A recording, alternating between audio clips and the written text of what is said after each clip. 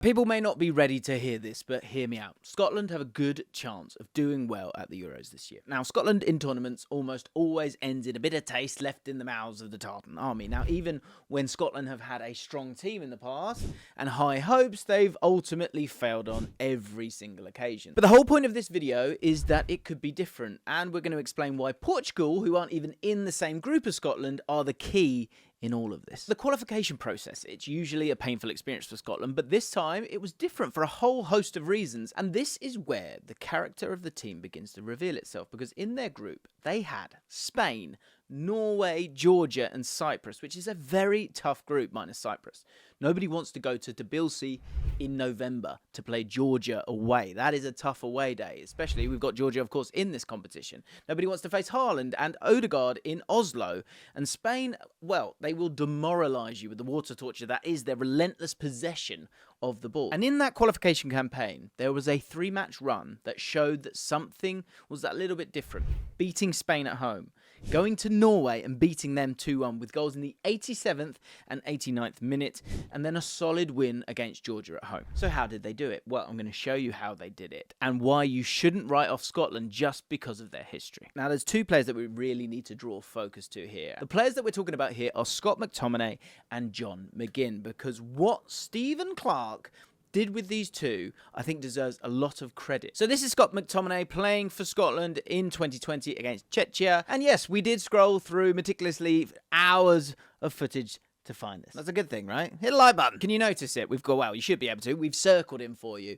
He is playing right-sided centre-back, which is madness when you consider what Steve Clarke has done with him since and why this has been one of the sole reasons why they've qualified. So here is the lineup from that game, by the way, and here's his touch map as well. And now look at our boy Scott. Steve Clarke has afforded him way more attacking licence, which saw him score 7 goals in qualifying, and this one against Cyprus was a standout. There's emphasis on getting into the box as much as possible and being on the end of those chances. And so despite injuries and a general kind of negative feeling towards maybe the strikers in this Scotland squad in terms of big names, you've got other bodies that can get in the box and affect the game, like players like Scott McTominay and importantly, of course, John McGinn. It's because he's willing to do this and willing to gamble that he finds himself in positions like this which provide him with easy goals, but Scotland with important wins. But there was one thing that we left out about that move that's equally important. Because yes, Scott McTominay scores the goal, and yes, it comes from a cross, but it comes from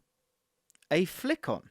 A flick on from this player here. And who is that player? I hear you scream. Let's find him. Where is he? There is he. Let's get close. It's John bloody McGinn. Both players in the 6-yard box. But why does that happen? Well, if we go back that little bit further, we will see exactly why. And we will see that both players were making parallel runs, both making parallel runs into the box. They have that freedom, and those parallel runs, they complement each other. You can even see McGinn's body language. Let me just take it off. You can see him pointing exactly where he wants the ball. His body language is absolutely correct. He wants to attack that space, and he points where he wants it. He's hoping to get a goal himself. And it's between these 2 that Scotland's hopes lay. Of course, you've got Robertson captaining a side, but it's McGinn and McTominay in central areas that will make a difference. It was such a good decision from Clarke to allow both of them to play virtually as strikers and give them that attacking freedom, something that we feel like we know now because of McTominay's time at Man United and the goals that he scored this season, but that started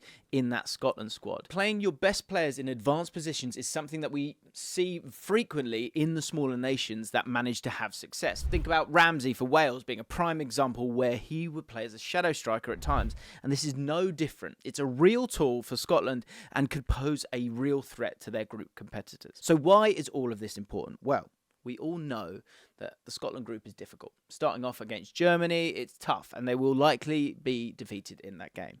However, based on what we've looked at so far, there could be some areas that they could expose in other teams, one of which being Switzerland's back line. Switzerland will play with a back 4, meaning that Scotland in McGinn, McTominay and possibly Shankland could have a few 3 versus 2 situations in the box if they utilise that energy that they have, something that people aren't seeing right now.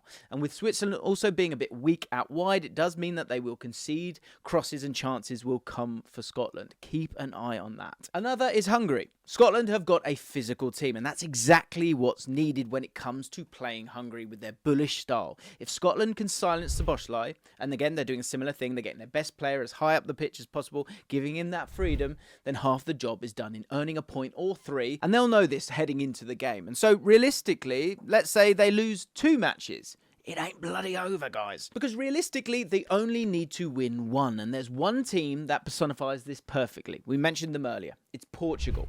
Portugal in 2016 finished the group on 3 points, but interestingly didn't win a single game, instead picking up 3 draws. And guess what they went on to do? Well, they won it. So shove that one in your pipe and smoke it, because based on this logic, Scotland will win the Euros. Cheers. Bye.